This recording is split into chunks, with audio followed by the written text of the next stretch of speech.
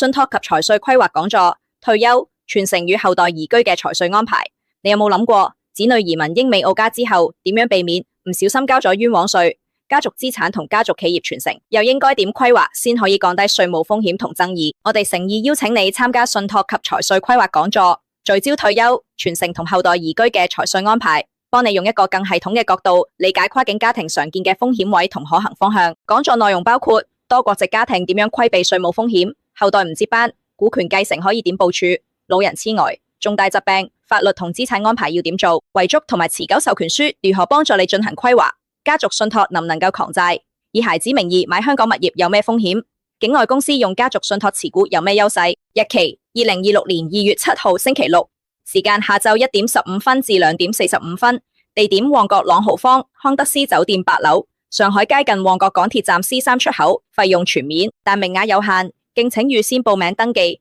信託及財稅規劃講座適合人士，有興趣移民或移居香港人士，擁有境外資產人士，200萬美金，外貿企業主，擁有中港公司人士，計劃移英，後代喺海外居留人士，對退休、傳承安排有興趣人士，總資產規模約1500萬港幣人士。如果你想為家庭同資產早一步做好部署，呢一場講座值得你親身聽一次。立即報名登記，鎖定名額，電話 WhatsApp 66399999。